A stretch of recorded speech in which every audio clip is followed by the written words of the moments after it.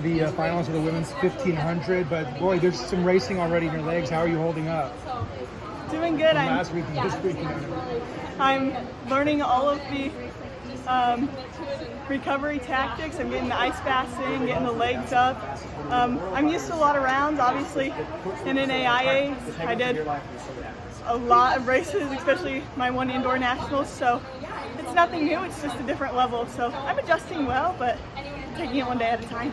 I feel like you ran really well just now. Like, how good do you feel about, the energy you're bringing even on the fifth race of the week?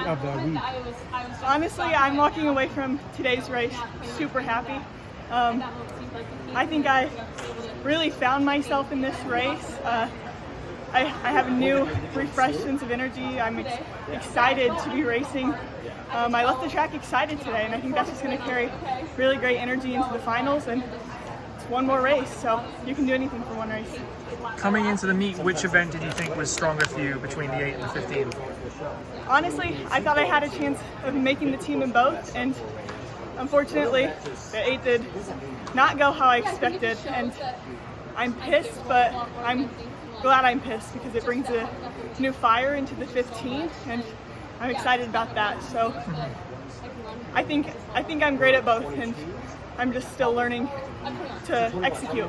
How did you feel about your season to this point, and coming into the trials? I felt really good. I think I started really strong in Zaimeen. 4:02 in early April, and then had a great time at Adidas's meet at the world headquarters.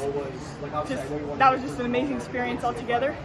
And then another solid race in Atlanta. I raced that one a little bit differently, not to time trial it, but to actually practice some racing tactics. So it was a good learning experience, and now I'm here. So I can't say that all my 8s the last couple days have been great racing experience, but we're doing something better now. Can you talk about your performance today? And you made that move, I think, about 300 meters out or so. Pushing on the field. Can you talk us through that a little bit? Yeah, so honestly, I think around 600 is when I really started to make a push, and I don't think there was any thought behind it. It was instinct, and I'd been sitting in the pack just riding along, and I got excited, and I was like, I'm ready to race now. And so I knew it had to be top 5, and coming down the home stretch, with all the screens in Hayward and just looking behind me, you could kind of see we had the top 5 secure, and I felt pretty confident in that. So I knew we just had to cross the line and don't do anything dumb. What have you learned about racing strategy? You said you've raced some time trials and gotten in races before. And what have you learned? What have you taken away? What's going to matter in the final? I think instincts.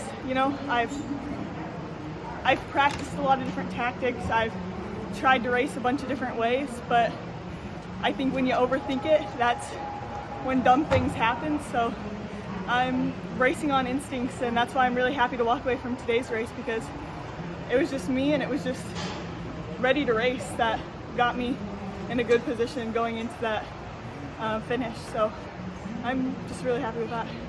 Expectations for the final?